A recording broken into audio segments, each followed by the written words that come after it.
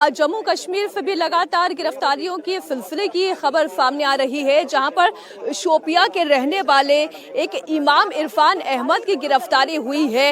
इरफान अहमद श्रीनगर की एक मस्जिद का इमाम है। इसके ऊपर आरोप ये है कि ये डॉक्टर्स को रेडिकलाइज करने का काम कर रहा था, उनका ब्रेन वॉश करने का काम कर रहा था और इसमें अकेले इरफान अहमद की ही भूमिका नहीं थी, बल्कि उसकी पत्नी भी उसमें इसका सहयोग कर रही थी।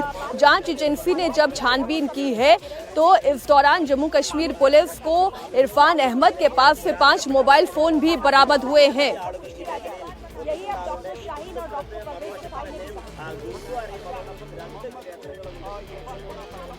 ये मस्जिद हज़रत अली हनफिया मस्जिद है। यहाँ पर 2019 से जो है इरफान जो मुफ्ती के नाम से जाना जाते थे, यहाँ पे इमामत करवाते थे और बच्चों को जो है वो कुरानी दर्स देते थे, तालीम देते थे। हालांकि उसका एक अच्छा रिकॉर्ड इस इलाके में था। यहाँ के लोगों का ये मानना है कि उन्होंने कभी जहाद के बारे में कोई स्पीच नहीं दिया है, बल्कि वो बच्चों को कुरान पढ़ाते थे, एक अच्छे इंसान थे। लेकिन ये नहीं पता था कि उसका इतना बड़ा कनेक्शन जो है फरीदाबाद तक जुड़ा होगा, क्योंकि जब उसकी गिरफ्तारी हुई यहाँ पर उस इमाम का एक रूम भी था जहाँ पर वो रहता था। पुलिस ने उस रूम से जैश ए मोहम्मद के 3 पोस्टर्स जो है यहीं से बरामद किए हैं। तो निसंदेही जो बात सामने आ रही है कि इस पूरे नेटवर्क का, जिसमें ये इरफान मौलवी जो मुफ्ती के नाम से भी जाने जाते हैं, उसके तार कहीं ना कहीं सीधा फरीदाबाद से भी जुड़े हुए हैं। और इस बीच एक और बड़ी खबर, इरफान की गिरफ्तारी के बाद उसके पड़ोस में रहने वाले लोग भी हैरान हैं। लोगों का कहना है कि इरफान नौगाम मस्जिद में बच्चों को तालीम देने का काम करता था। इरफान के पड़ोसियों ने क्या कहा है, हालांकि किसी भी पड़ोसी को क्या इत्तला होगी कि उसके बगल में रहने वाला व्यक्ति आतंकी गतिविधियों में लिप्त हो सकता है, लेकिन फिर भी पड़ोसियों ने क्या कहा वो जानकारी भी हम आप तक पहुँचा दें।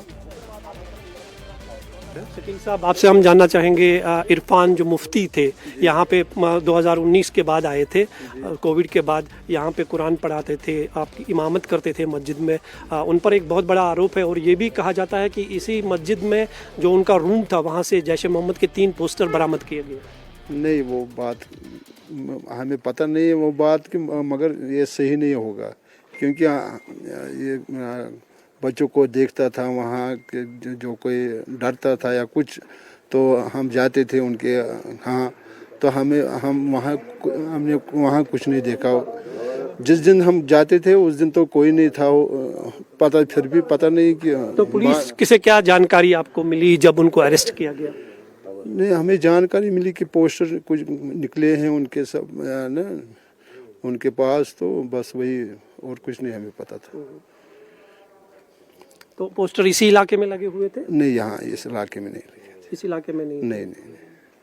ऐसे सुना है कि कहीं बाहर कहीं लगे हुए या कहीं पकड़े हुए, तो बस बाकी हमें पता नहीं था। इस इलाके में ऐसी कोई बात नहीं कि ये मौलवी साहब की किसी तंजीम के साथ कोई है, लिंक है या कुछ है। तो हमने जब से उसको पकड़ा है तब से हमें पता चला कि लिंक है, कुछ है या पोस्टर पकड़े हैं। तो उससे पहले तो हमें ये दिमाग में नहीं था कि ऐसी बात होगी। शॉकिंग है जब आपने ये सुना इस तरह ये से। बहुत शॉकिंग है, क्योंकि वो बहुत अच्छे सलूक से रहते थे, यहाँ बच्चों के साथ प्यार करते थे, बड़ों के साथ भी इज्जत करते थे, और ऐसी कोई बात, जहाद की कोई बात ही नहीं उन्होंने की मस्जिद में। जब भी वो आवाज़ पढ़ते थे तो वो खाली अल्लाह के बातें करते थे बस। तो जब आपने सुना कि ये इतना बड़े जो है एक किंग है, मास्टरमाइंड है, पोस्टर इसने लगाए थे, तो उसके बाद आपका रिएक्शन क्या था? पुलिस की तरफ से आपने पूरा एश्योरेंस दे दिया, और सपोर्ट पूरा पुलिस को दे दिया इसके बारे में सारी जानकारी? नहीं, हम क्या बता सकते, इस बारे में हम बता नहीं सकते, क्योंकि ये तो गवर्नमेंट और ऐसी बातें हैं, तो इसमें हम कुछ नहीं बता सकते हैं। एक शॉकिंग बात है, शॉकिंग तो है ही। पढ़ाता है, हाँ, वो तो कुरान पढ़ाते थे, वो दरसगाह चलाते थे, यहाँ तो सारे बच्चे जाते थे और बड़े भी उनके पास कुरान पढ़ते थे। तो ऐसी कोई बात नहीं थी कि ये ना इतना बड़ा ये मसला हो जाएगा।